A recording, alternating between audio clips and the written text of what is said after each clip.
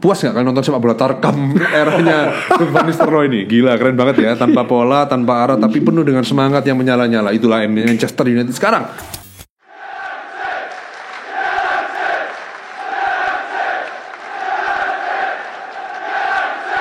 Oke, hasil big match yang bisa dikatakan cukup adil lah untuk kedua tim ya. MU Chelsea 1-1 sempat mencetak gol lewat titik putih penalti. Bruno Fernandes. Sayang sekali ya, meskipun selebrasinya begitu megah, begitu euforianya, kita nonton dari rumah aja terasa sekali. Wah, sliding di rumput. 1 menit kemudian 1 sama. Kebiasaan ya. Kaisedo bilang jangan seneng dulu MU. Bam, 1 sama. Aku mau menyoroti sebagai pembuka ini lah. Aku mau menyoroti soal gameplaynya MU ya. Yang menurutku ini bisa berbahaya buat pelatih-pelatih lain. Karena tidak bisa terbaca ya. Karena kalau misal kita lawan City ya, ini pelatih lain tahu City ini mainnya seperti apa. Kalau ada Rodri jadi DM murni. 1 DM aja. 4-1 lah misalnya. Okay. Ada De Bruyne. MU kemarin luar biasa. Gak ada pola, Pak. Kan? Sama kan? Gak ada pola. Sama kayak Manchester. Iya, cuma kayak rutin ini kayak mengingatkan aku di zaman-zaman Oli dulu kayak ya udah. Iya benar. Selalu main dengan semangat. Yes. Ingat jersey simbol yang kalian pakai di jersey kalian itu punya nilai sejarah yang tinggi. Iya. Lu mati di lapangan nggak apa-apa, pokoknya. Yang penting jangan kalah deh. Jangan kalah. Itu yang terjadi bro kemarin. Bro. Sikat sana, sikat sini. Betul. Bro. Kalau secara entertaining sih gue terhibur sekali ya kemarin ya. Meskipun mainnya kacau tapi sepak bola zaman dulu tuh. Iya bener. Iya. Itu paling tepat. Sepak bola zaman dulu. Iya. Tapi kan tidak berpola, tidak ada taktik yang jelas. Gak cuma MU, Chelsea pun mainnya begitu. Iya. Terbawa kan? Terbawa. crossing panjang gitu loh. Itu gara-gara MU kayak gitu. Iya, Jo. Iya kan? Panik dia. Panik enggak pemainnya Chelsea enggak tahu bagaimana cara menghadapi strateginya Van Nistelrooy, bro. Ngawur Pak soalnya. Tapi seru. Itu kira-kira formasinya apa? Nes, lu lihat kemarin tuh. Kemarin ya 4-2-3-1. 3-1-2-3 berapa? Cancok sumpah aku bingung, Cok. Gila, Cok. Pokoknya Ugarte tabrak sana tabrak sini. Dapat bola. Pokoknya ngawur pastinya, Cok. Ngawur. Casemiro gak mau kalah, sliding sana sini ngawur bisa pastinya. Dia hancur ini 2 orang. Gila men. Terus Bruno juga jual sumpah yang di tengah yang kayak rebutan. Gua nonton itu ya pertandingannya. Kayak anak SD kita waktu SD main bola. Iya. Bola di mana? Semua ke sana. Waduh rebutan. Siapa? Terserah deh. Siapa yang mau ketendang dulu, bolanya kemana, lu ambil. Udah lari aja udah ke depan. Gak tahu temen di mana, mau di mana, gak peduli udah. Pokoknya sepak aja udah. Gak tahu. Sumpah kayak gua nonton. Cacok kok kayak gini, Cok. Tapi entah kenapa jadi ini ya. Jadi adrenalin. Iya, pokoknya kita sebagai nonton seru. Iya. Seru. Karena MU main terbuka banget, Pak. Iya. 2 tim terbuka. Jadi saling serang. Seru. Tapi lawan Chelsea juga di zamannya tendang juga kan. Gua podcast kemarin kan udah bilang selalu seru Pak lawan Chelsea, Pak. Iya. Selalu seru. Jadi kayak kemarin tuh nggak ada pola. Yang penting MU tuh harus menang. Iya. Harus menang. Nggak tahu gimana caranya menang. Pokoknya jangan kalah aja. Ya kan? Sedangkan Chelsea sedikit ada permainan tiki taka, ya kan? Berpola lah. Ada sedikit hati lah. Iya. Jadi kalau sebelumnya sama Ten Hag terlalu berpola, sekarang nggak ada pola, Cok. Iya, nggak ada polanya. Nggak ada pola. Benar-benar jadi dibebasin. Aku kalau nonton sebenarnya kita pengennya tuh MU mainnya rapi, berpola. Tapi lu inget gak zamannya Sir Alex gak ada pola juga. Ya udah kayak gini. Yang penting semangat, ya kan? Semangat. Lu kalau kebobolan nggak tahu gimana caranya balas. Iya. Kayaknya di ruang ganti ya. Kalau kita telisik lagi yang kita nonton zamannya Sir Alex Ferguson nggak mungkin kayak Pep gitulah. Nggak mungkin. Ya kan? Pemain lu tuh dikunci di sini nih. Lu kasih bola ke Van Persie. Lu kasih bola ke Ronaldo. Gua mau tahu gimana caranya. Udah gitu. Dia beli Van Persie, ya kan? Dia Ferdinand ngomong kan. Sir Alex itu ngomong, kalian semua itu harus cari Van Persie. Udah, gimana pun caranya bola dapat, oper ke dia karena dia akan membawakan gelar ke-20 untuk kayak gitu, gua ganti. Beres. Ya beres, sudah selesai. Bebas, Kos mau ngapain? Mau tackle sana sini, mau dibilangin, tackle lagi. Ujung-ujungnya ke udah, Van Persie juga kan? Iya, ujung-ujungnya harus ke Van Persie. Bebas tuh. Iya. Gue lihat kemarin susunan pemainnya, gue jadi 20 menit lah babak pertama, gue berpikir kan, Van Nistelrooy ini kan tahu kan, posisinya cuma pelatih interim, nangani MU cuma beberapa match. Gue berpikir dia ini mau menyempurnakan strateginya, taktiknya itu Ten Hag atau membuat strategi baru. Kayaknya gabungan dua-duanya. Benar. Dia lihat, mungkin dia merasa selama ini kesalnya Ten Hag itu adalah tidak mau memainkan Casemiro dan Ugarte bersamaan. Ten Hag lebih pengen midfield ini yang bisa ngalirin bola lah. Bisa ngalirin bola. Eriksen lah, Maino, bisa main bola-bola pendek, passingnya yang oke. Ini dua-duanya kasar dimainin. Iya Pak. Sikat aja dua-duanya. Tapi sebenarnya make sense juga sih. Make sense lah. Ada make sense-nya. Gue terhibur banget sih nontonnya kemarin. Cuman ya itu. Kemarin peluang kita nggak terlalu banyak kan sebetulnya. Babak pertama cuma Rashford terakhir yang kena tiang itu. Babak kedua ya banyak. Garnacho berapa kali, Cuk? Ya, Garnacho hampir menit terakhir juga yang di volley sama dia. Ngawur itu kan. Maksudnya kan bola apa ya? Bukan bola yang dialirkan lewat sebuah sistem yang rapi gitu loh. Polanya bener gitu. Yang ngawur aja ada peluang pokoknya lempar sono. Ya pokoknya lu gimana caranya lu hajar lah. Iya, dapat bola. Garnacho lari, sikat. Rashford lari, oper ke sana. Tapi positifnya adalah pemain MU itu nggak ada yang takut gitu jadinya. Main nggak takut salah. Karena main udah lepas aja udah. Lu suka dia main gimana? Mau tackle sana sini apa, mau passing kemana pun bebas dah. Kalau Ten Hag kelihatan nggak sih lu kayak pemain takut salah, ada takut salah. Ada nahannya gitu loh. Iya kan? Kalau dia lepas bebas, enak aja gue nontonnya. Pokoknya Bruno juga all round, Rashford juga berani kemana-mana, bisa tukeran sama Garnacho. Iya, bolak-balik kan, tuker kanan kiri ya. Casemiro, Ugarte juga kayak nyaman aja. Kemarin tuh nyaman sekali Ugarte. Makanya gini, maksudnya kita sebagai fans ya, kan pengen di entertain lah. Kita nonton bola itu pengen terhibur. Ya paling enggak meskipun lu itu secara taktik goblok ibaratnya, nggak punya pola. Tidak ada semangat lah. Jadi main kayak kemarin lah paling. Ya semangat. Punya semangat gitu loh. Ngotot di lapangan, menghibur. Ada gesekan tuh. Bertengkar kan. Kena foulnya Martinez tuh di sana. Ya. Jadi seru. MU zaman dulu kayak gitu. Ya kan. Mainnya nggak terlalu bagus, tapi menangan. Menangnya juga 2-1, 1-0 lawan Blackpool cuma 2-1. Gue inget juga kok. Ya kan, lawan Burnley zaman dulu juga 2-1. Ya, lawan Everton juga kalah tipis-tipis. Nah, makanya menangnya tipis-tipis, 1-2 bola doang, tapi menang terus. Menang terus gitu loh. Kalah pun bisa di comeback. Caranya menang itu nggak selalu harus polanya. Ketika kita babak pertama ini mainnya jelek gara-gara ini kekunci nih harus gini. Nah babak kedua lu harus enggak, Cok. Gue yakin Ferguson nggak ngomong kayak gitu. Siapapun yang tidak berjuang untuk ini mati. Udah gitu doang babak kedua. Begitu masuk ke lapangan kesetanan semua. Langsung nggak tahu gimana caranya gol intinya. Ya kan, mainnya menangnya tipis-tipis. Yang penting apa ya? Gue nonton MU dulu tuh pokoknya yang penting menang aja, ya kan, berjuang dulu deh, berdarah-darah gimana, bertengkar udah, banyakan bertengkarnya malah daripada main bolanya. Tapi mungkin itu yang membentuk karakter gue ya. Satu poin yang paling gue seneng tuh pas Casemiro bentak Garnacho. Itu gue happy banget juga. Iya, sama juga kita puas juga. Karena kalau kita jadi Casemiro juga, gue pasti marah. Gue pasti marah. Itu harusnya lu oper ke Mazraoui. Iya lu.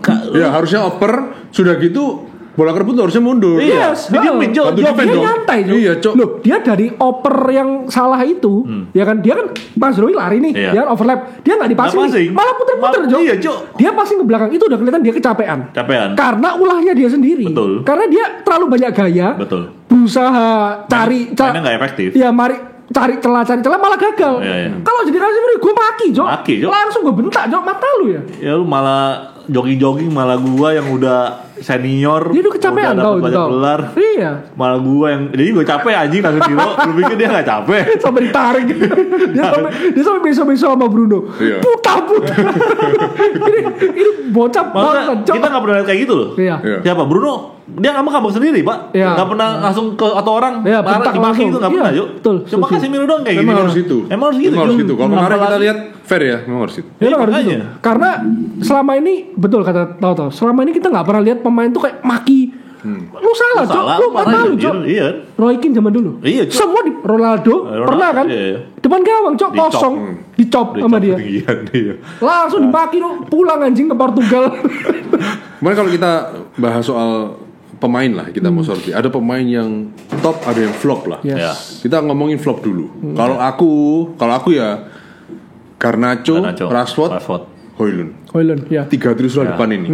Kembali ke statement kita soal Liverpool ya. Betul, setuju. Ini kalau 3 depannya mati juga berat juga. Ya, nanti aku ada 11 main mesti nyala semua. Yes. Repot kok 3-3 kayak gini. Kaitannya ke apa? Nanti ada kaitannya ke Gyökeres ya.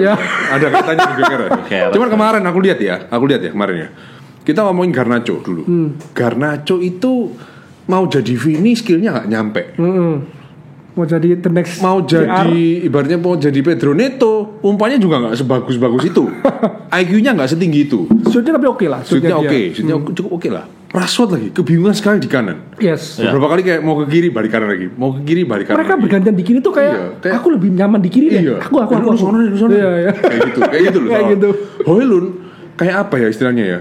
Bingung, dapat bola jatuh. Kayak pemain yang berlari tanpa tujuan yang jelas, tanpa kepala. Iya, kayak apa sih? Apa tanpa kepala istilahnya? Headless chicken. Headless chicken ya. Ayam tanpa kepala. Luar sana. Padahal ditonton sama Dimitar Berbatov yang sudah videonya tuh viral di sosial media. Golnya lawan siapa tuh kan? Yang di breakdown sama dia, yang diumpan Nani tuh. Blackburn yang dia 5 gol. Ya, itu kan sempat viral di TikTok juga kan? Yes. Yang dia ngasih tahu ke Evra atau ke siapa itu? Dia bilang dia jelasin kenapa kok dia nggak perlu sprint ke depan. Karena back itu pasti ada penjelasannya lah gitu loh. Intinya apa? Lu perlu IQ man. Lu perlu membaca situasi. Lu perlu bermain dengan cerdas gitu. Lu tuh nggak kayak gitu man. Susu ya, lari aja. Sampai ini 18 menit yang lalu ada dari MU Glory Berbatov bilang posisi terjelek striker itu adalah ketika dia membelakangi gawang.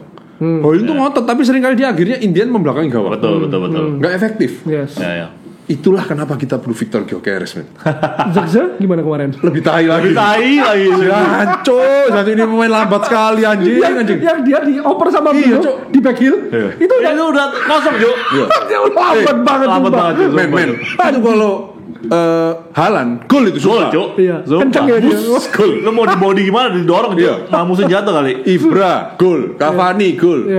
Zirkzee itu spinnya lambat sekali, Cok. Made jatuh, Jo. Dia jatuh. Gak cocok. Dia masih balance kok. Ditabrak masih balance. Terus dia passing ke siapa? Garnacho kan? Ya. Sempat jatuh ya? Enggak, sempat jatuh tapi dia balance. Dia membalancekan diri gitu. Tapi enggak balance sampai dah. Tapi itu jatuh. Tapi lambatnya dulu, Jo. Lambatnya parah juga. Gue yakin nih. Kejar dah udah. Enggak kejar gue bilang. Pasti kejar, Jo. Rashford ya tetap kayak gitu. Intinya gimana ya? Maksudnya PR-nya manajemen ini sekarang ya manajemen harus punya visi gitu loh. Dalam 3-5 tahun ke depan ini pemain andalan kita siapa? Sampai sekarang kita nggak ada superstar loh di tim. Nggak ada faktor X lah di tim ini. Ya. Siapa yang bisa jadi tumpuan kalau kita tuh buntu? Betul. Nggak ada. Makanya paling nggak menurutku Zirkzee ini kalau manajemen cepet ya. Lu cepet cut loss. Jangan lu tunggu kayak Anthony yang sudah jalan 3 musim. Dan akhirnya value-nya semakin turun. Karena secara sistem permainan juga Zirkzee tak rasa nggak cocok main di MU. Kalau MU mau main kayak gini ya. Tapi kalau Ruben Amorim masuk, iya kan? Ruben Amorim kan build up banget. Masing pendek. Iya. Masing-masing pendek. Build up atau build up dong, masing-masing pendek dong. Dia butuh striker yang build up-nya kuat, build up-nya pinter. Gitu. Kalau Gyökeres tak lihat ya. Gyökeres tuh juga nggak terlalu cepat tuh, tapi pinter Pak. Gyökeres tuh pinter. Memang sekali lagi main di Liga Portugal, memang. Ya tapi lu mau beli siapa sih sekarang? Orang pemainnya Porto pun yang bantai kita 2 gol, siapa? Omordion. Itu cuma berapa gol di Liga Portugal? Pencetak gol kedua terbanyak di bawah Gyökeres. Ya. Tapi secara permainan ya aku lihat Gyökeres tuh hampir mirip Højlund. Cuman gini loh, upgrade 2 kali lipat daripada Højlund. Secara permainan agresifnya hampir sama, ya kan? Besar-besar gitu. Besar-besar, tinggi besar, larinya, cara mainnya tuh loh, menusuknya tuh sama, kurang lebih sama. Cuman Højlund ini agak, masih belum matang aja. Terlalu terburu-buru lah. Ini pokok fokus gue tuh nyetak gol, ya kan? Dia nggak tahu gimana caranya. Aku build up dulu, cari posisi yang benar. Ketika ada teman kosong, gue passing ke sana, aku bergerak kemana? Itu yang dia nggak punya. Kalau Gyökeres, ya mungkin karena sistemnya Amorim ini udah bener-bener ketika gue passing ke teman gue kesini, aku lari kesini, aku tahu dia bakal passing aku kesini, itu loh. Mereka sudah ada konektivitasnya itu. Sedangkan kalau Højlund ini, lu passing ke Garnacho, dia nggak tahu aku harus lari kemana. Garnacho ini mau belok kemana? Ya kan? Mau passing mana? Mau tendang? Iya, apa mau masih muter-muter? Timingnya nggak tahu. Iya, makanya. Auranya juga belum ada sih. Kalau Gyökeres, tak rasa winger pun itu bakal punya inisiatif bola itu mengarah ke dia gitu. Percaya. Ya, percaya untuk oper ke dia. Kalau di latihan kayaknya mungkin kurang koordinasi, kurang komunikasi. Winger kita lah. Masalah menurut gue winger kita. Makanya berarti kan trisula depan dong. Iya si Rashford sama Garnacho lah. Terlalu egois. Bahkan Rashford menurut gue lebih banyak crossing loh. Dan crossingnya lumayan bagus loh. Dari kanan. Tapi Garnacho gue gak bisa salahin juga karena menurut gue dari awal udah bilang kan emang Garnacho sama Maino tuh sausnya emang belum inti. Ya mau harapin apa lagi? Emang kadang-kadang main bagus, tapi kadang-kadang lu bakal dapet pemain yang kayak gitu. Wajar dong, 19-20 tahun. Wajar, dan bagus emang. Untuk usia segitu bagus, cuma belum mateng buat inti. Belum mateng, belum standarnya MU lah. Di sebelah pasti Garnacho sebelah kanan. Begitu pas dapat passing jelek, dia gesturnya selalu kayak gitu. Kayak Garnacho lu masih umur berapa anjir? Yang passing siapa itu? Nggak tahu gue lupa. Oh Ilun kan? Oh Ilun ya? Iya sering kali. Yang dia gerak di kanan itu yang offside lama sekali cok nggak passing-passing. Iya kejebak offside. Dia telat 1 detik. Iya kelamaan masih di dribble lagi baru passing. Iya. Jadi back itu udah baca. Oh lu mau passing ke sini gue maju. Iya maju. Offside udah selesai. Iya kan? Aku berharap dalam kontraknya Amorim ada nama Gyökeres di sana. Harus dibawa. Iya. Dia udah janji kan Januari nggak bakal bawa siapa-siapa dari Porto. Tapi gue baca berita tadi itu kalau Ten Hag itu statusnya adalah manajer. Kalau Amorim ini statusnya head coach itu ada bedanya. Kalau manajer tuh dia menyeluruh. Kalau head coach dia cuma ngelatih doang aja. Taktik sama pokoknya fokus pemainan pelatih. Lu kalau pemainan apa segala macam pemain-pemain semua diatur sama manajemen. Itu yang si Ineos mau. Makanya dia ganti jadi head coach. Iya. Atau gitu. Jadi soal pemain kayaknya dia nggak bisa ikut campur tuh. Nggak terlalu ikut campur. Kalau si Ten Hag punya hak veto kan, dia ikut kasih pemain kan, kasih nama-nama yang dia mau gitu loh. Tapi kalau dari interviewnya Amorim kemarin dia bilang dia bakal punya kekuasaan mutlak juga kayaknya. Dia bisa ngatur pemain yang dia mau. Iya. Kayaknya masa yakin Ines mungkin nggak kayak gitu kasih dia gitu. Gini loh. Nggak untuk dia harus belajar dari kesalahan Ten Hag sih. Ten Hag semua yang dia ngatur banyak pemain flop Cuk. Nggak, tapi seharusnya gini loh, Amorim ngomonglah ke direkturnya, kira-kira aku mau main kayak gini. Pemain yang cocok itu gini loh. Pemain yang cocok itu ini. Terserah lu mau beli apa enggak. Boleh dong. Kalau kayak gitu, ya kan? Ya itu maksudnya bedanya. Kayak si Amorim tuh nggak ada kuasa buat ngambil keputusan pemain mana yang mau dibeli. Gua mau ini, harus ini gitu, nggak boleh. Tapi harusnya kalau berkaca dari sejarah ya, kita ini kalau berurusan sama Sporting Lisbon harusnya jadi nggak sih? Bruno, Ronaldo, Amorim. Kayaknya kok aku punya feeling, iya, kok aku punya feeling ini bakal jadi pelatih terbaik setelah eranya Ferguson. Ten Hag juga kayak gitu, Ten Hag anjing. Yakin nih gue nih, ini MU bakal berubah. Auranya pep banget. Keren banget cuy, gila botak-botak sangar gitu. Kayak gitu. Tapi kalau Amorim kayaknya bener-bener positif. Enggak, gue gak yakin. Gue gak mau yakin. Berbakat ya, saat pembawaannya santai. Ten Hag juga kan. Tapi terlalu kaku orangnya. 3 tahun yang lalu kita ngomongnya Ten Hag udah best. Apalagi pas udah peraturan dari awal keluar tuh. Gak boleh makan, gak boleh bawa chef sendiri. Gak boleh apa. Aturannya banyak kan. Wah, ini bro. Pemainnya MU tuh kebanyakan kayak lu tau, gak bisa diatur Cok. Dia kena aturan-aturan gitu malah rebel semua dia. Sancho keluar, banyak keluar. Ronaldo. Nggak, aku kemarin baca yang siapa, Ronald Koeman itu. Dia ditanyai kan, Arne Slot sama Erik ten Hag nasibnya berbeda. Arne Slot baru datang ke Liverpool, ya kan, berjaya. Terus si ten Hag sudah 3 musim, udah dikasih pemain-pemain, tapi akhirnya berakhir dipecat. Simple jawabannya si siapa, Ronald Koeman. Pemain Liverpool lebih baik dari MU. Liverpool beruntung aja trisulanya kayak gitu depannya.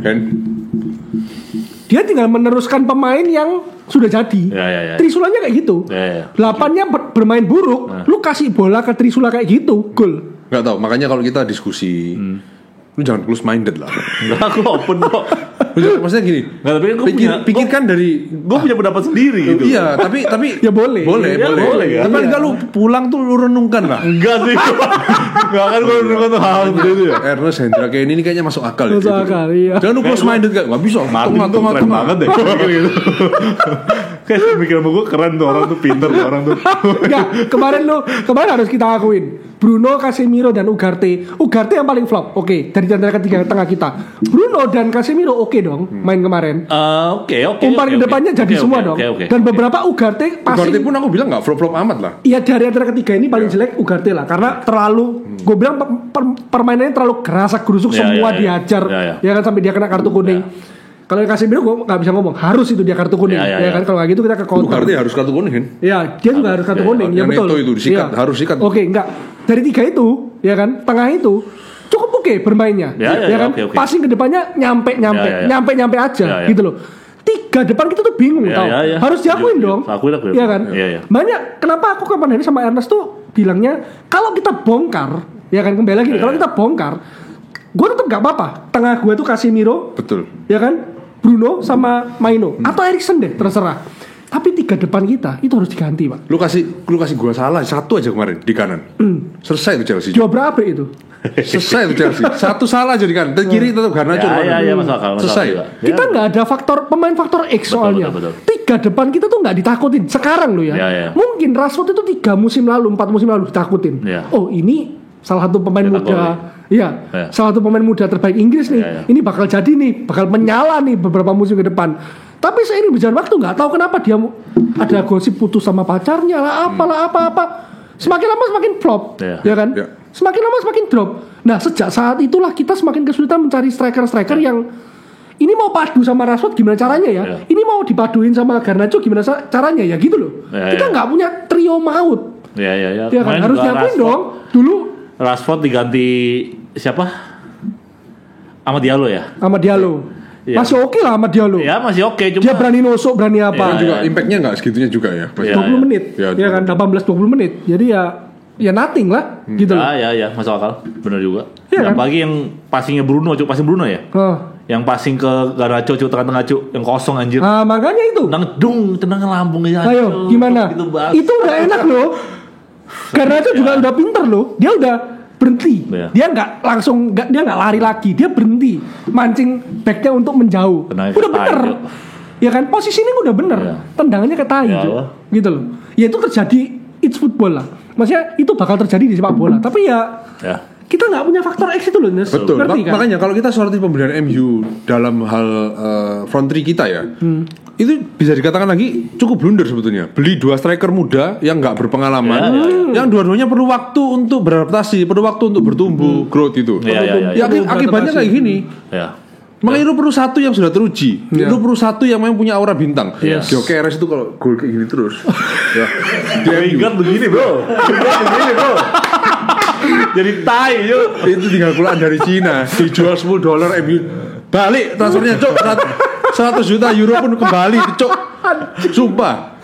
Gyökeres cok, keren cok. Gyökeres sumpah. Gyökeres harus ambil. Lingard juga gini ya. Keren loh. Ada gininya. Devil bro kayak gini bro. Gyökeres cuma begini, simple dia. Lebih minimalis gitu. Selebrasinya. Ya benar sih. Tapi siapa lagi? Kalau kita mau menguatkan depan, ya. Jual seksi dulu. Ambil Gyökeres. Antony jual enggak Antony? Antony ya jual. Carlos juga itu. Udah, ini anteng-antengnya dibuang dulu. Antony kan bukan pembelian Ines juga sebetulnya. Sebenarnya waktu yang tepat buat jual sih, karena kalau Amorim kan dia pakai 2 AMC kan, attacking midfielder kan. Ya oke. Itu kita nggak ada tempat buat Garnacho sama Rashford tuh. Karena sayapnya nggak kepake. Mason Mount dibuang nggak? Kira-kira. Mason Mount nggak mungkin dibuang kayaknya, nggak tahu sih. Masih kepake lah di skemanya. Kalau Garnacho yang sama Rashford yang butuh speed, butuh ruang. Winger speed. Gimana caranya? Buat apa jadi 2M? Buat apa? Kecuali kalau Rashford mau jadi striker. Nomor 9. Garnacho pun striker juga bisa. Gak bisa. Makanya dia tuh tipe winger sekali lah. Iya, winger Garnacho Amat itu winger banget. Iya. Winger Amat sama Garnacho winger banget itu. Kayaknya kalau taktiknya Amorim berarti nggak terlalu butuh pemain kayak Garnacho Rashford gitu ya? Nggak butuh. Seharusnya ya. Seharusnya kecuali kalau Garnacho sama Rashford mau jadiin wingback.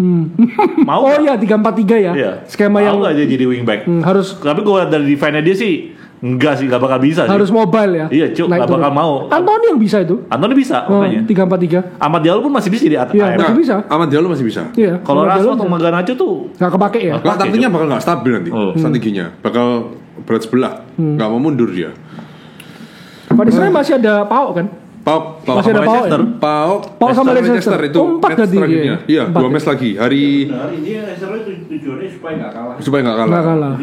CV-nya bagus juga ya. Dia moralnya naik dulu. Ketolong home semua kan.